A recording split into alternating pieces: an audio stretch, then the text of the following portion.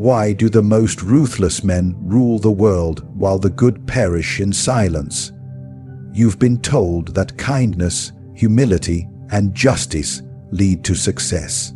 But what if everything you've been taught about power was a lie? In this video, we expose Machiavelli's most forbidden truths. Truths that most men are too afraid to confront. If you've ever been ignored, betrayed, underestimated, or watched lesser men rise above you, this is your reckoning. You are not ready for this kind of power, but after watching this, you might be. You were raised to believe that the good will triumph, that justice always prevails, that if you are kind, patient, and moral, the world will reward you.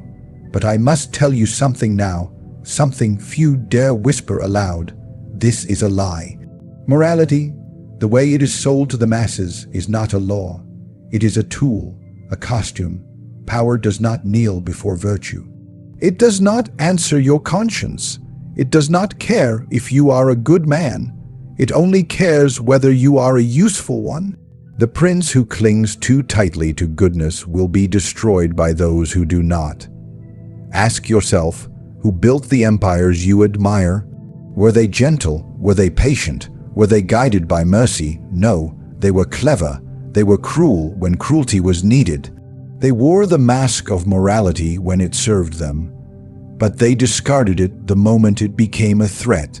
A ruler who is always good will quickly be eaten by wolves, because power is not sustained by purity, it is protected by calculation. By knowing when to appear good and when to abandon it, you think your enemies will respect your kindness? No, they will interpret it as weakness. You show mercy, they see vulnerability. You forgive, they see you as soft. You try to be fair, they will manipulate your fairness. This is not a theory, this is history. This is the unspoken engine that drives every court, every kingdom, every republic. A man of power must be like an actor. He must play the part of virtue, speak of honor, justice, and integrity, but behind the curtain, he must do whatever is necessary. The truth is brutal. Good men are used by powerful ones. They are tools, and when they no longer serve, they are discarded. Do you want to lead, or do you want to be remembered fondly by those who stepped over your corpse? You may believe that by following moral ideals, you are rising above the corruption of the world. But the world does not see you that way. The world sees a man too frightened to make the hard choices. A man who would rather be clean than victorious. There is no nobility in failure. There is no honor in powerlessness. Only those who win can rewrite the story, and they will always paint themselves as righteous in the end. You think you must choose between being good and being powerful, but that is the wrong question. The real question is, how good must you appear while you do what is required? Because if you believe that raw virtue will shield you, you are already lost. The game was designed by men who smiled while plunging the knife. Every system of power, whether political, corporate, or personal, demands a price. If you are unwilling to lie when necessary, to bend rules when required, to outwit rather than outshine, then prepare to serve those who will. They may not be smarter than you, they may not be stronger, but they are free from the illusions that bind you. I watched leaders fall not because they were unwise, but because they were too attached to the image of being good. They hesitated when they should have struck, they forgave when they should have been punished. They listened to morality and ignored reality. They forgot that power is not given to the just. It is taken by those who understand the game, and the first rule of the game is this: morality is a mask, not a shield. You may wear it, but never believe it protects you. There is a question that has haunted rulers for centuries. Is it better to be loved or to be feared? The answer is simple, if you are wise enough to accept it. Fear is the foundation of power. Love is temporary. It fluctuates, it fades, but fear binds, it controls, it endures. A prince who depends on love to rule his people or command his rivals' lives in constant uncertainty. For love is given freely, and can be taken just as freely. The moment you displease, the moment you disappoint, their love will wither. And then what remains? Nothing. You will be alone, powerless, exposed. But fear is loyal. It survives disappointment. It outlasts affection.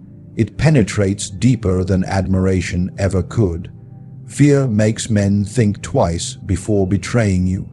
It makes them hesitate, and in that hesitation you gain control. Do not confuse fear with hatred. To be feared is not to be despised. A wise ruler knows how to instill respect through strength without inviting rebellion through cruelty. You must be calculated, precise, icy in judgment, never rash. Let them see what you are capable of. Not through empty threats, but through quiet examples. Let punishment be rare, but when it comes, let it be severe, decisive, unforgettable. Most people are weak. They may speak boldly in safe company, but their hearts tremble in the presence of authority. They respond not to kindness, but to strength masked in civility.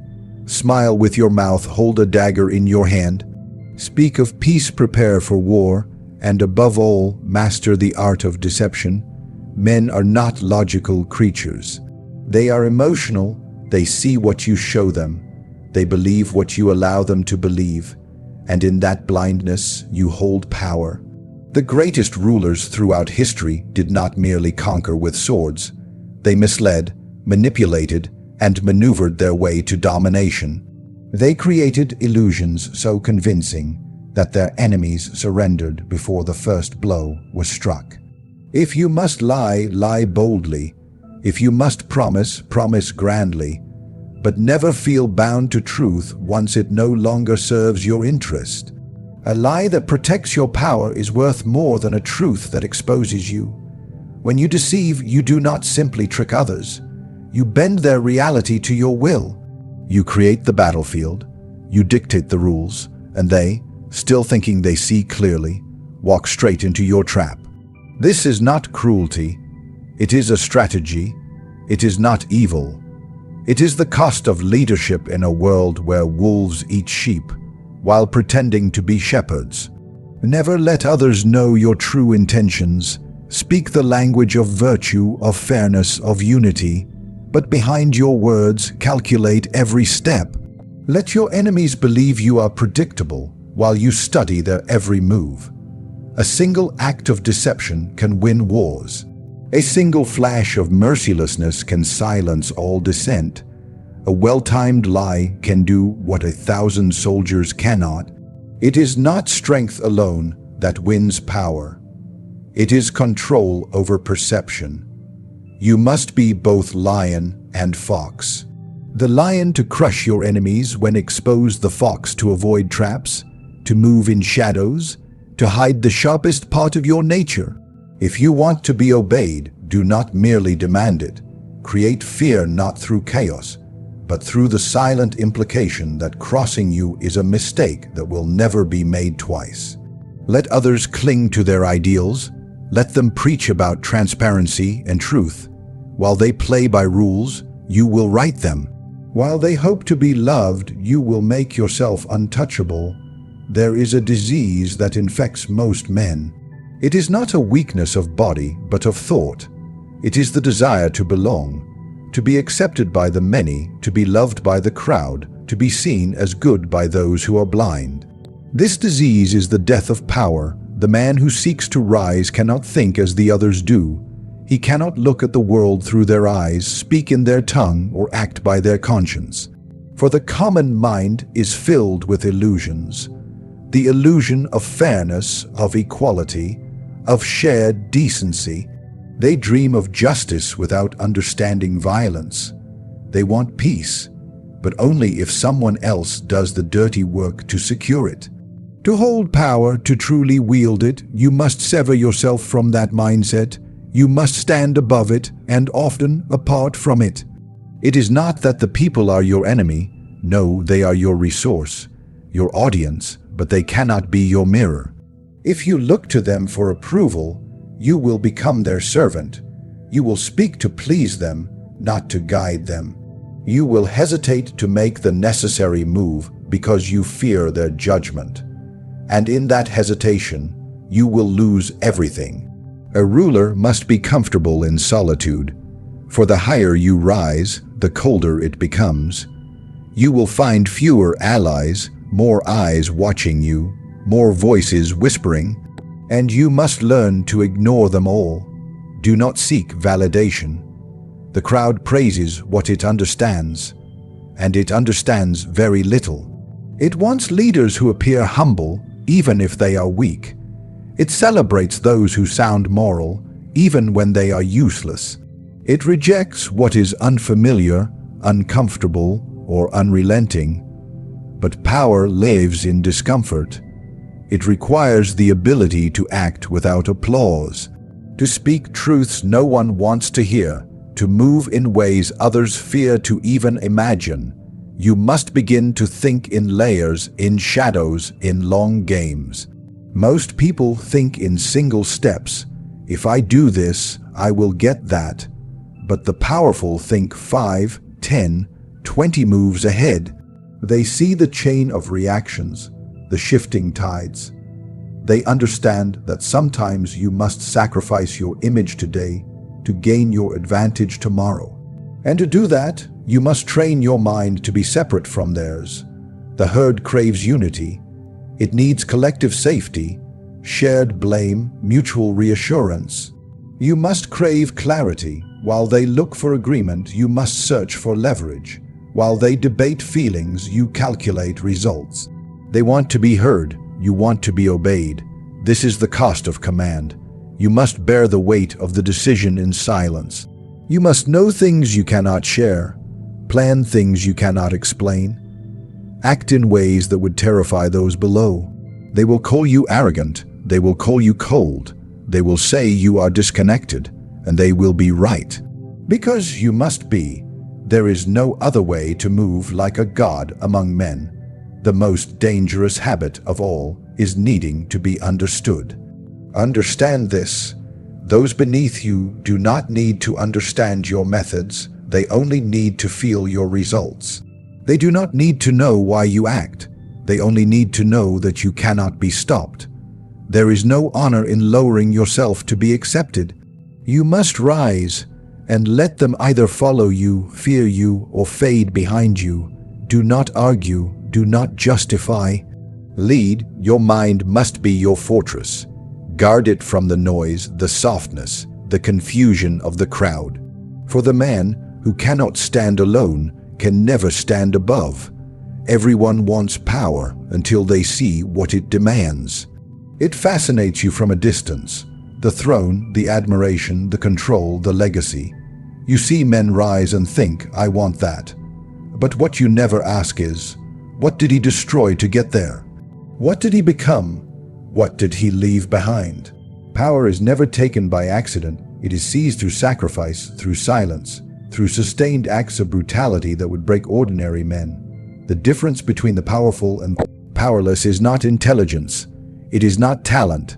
It is willingness. Willingness to do what others will not. Willingness to endure what others cannot. Willingness to be hated. Willingness to be feared. Willingness to become something colder than they thought they could be. Men talk of ambition as if it is a goal. It is not a goal. It is a burden, a hunger that eats at you even when you win. You will not find peace at the top. You will not find comfort. What you will find is a higher form of danger, where every smile hides a threat, and every alliance is temporary, and yet men still want it. They want the crown, but not the blood that must be spilled to wear it. They want the influence, but not the isolation. They want to lead men, but still be liked by them. They want to be ruthless, but still sleep peacefully at night. This is the lie most men tell themselves, that they can ascend without shedding parts of themselves, that they can become powerful and remain pure, that they can command without corrupting. It is not true. To rise, you must let parts of yourself die. You must kill your need for approval. You must murder your inner child that cries for fairness. You must abandon the illusion that people will understand you. You will be misjudged. You will be hated without cause. You will be envied, targeted, blamed, and betrayed. And you will need to keep moving forward as if none of it matters, because it doesn't. The truth is brutal. Power does not ask if you're ready. It only offers itself to those who are willing to pay in full. And the currency is never money. It is the death of comfort, the erosion of innocence, the slow decay of your old self. You will see people fall away from you, not because you changed, but because they never truly understood your path. They will say you've become heartless, arrogant, consumed, and perhaps you have. But to conquer anything of value in this world, you must burn your attachment to the values that weaken you. Men say they want control. What they mean is they want results without responsibility. They want others to obey, but they want to be liked while giving orders. They want to move the world, but they cannot even move past their own guilt. You must ask yourself honestly, can you stand to be misunderstood? Can you act while others hesitate? Can you push while others freeze? Can you make decisions that will make people hate you and never explain why? That is the test. Not whether you can take power, but whether you can hold it without breaking yourself in the process. Because power, once you possess it, does not let go gently. It consumes, it isolates, and it reveals, most of all, what you truly are beneath the surface. And when the illusions have fallen, when there are no crowds cheering, no hands clapping, no one left to applaud you or pity you, will you still want it? Will you still choose to rise?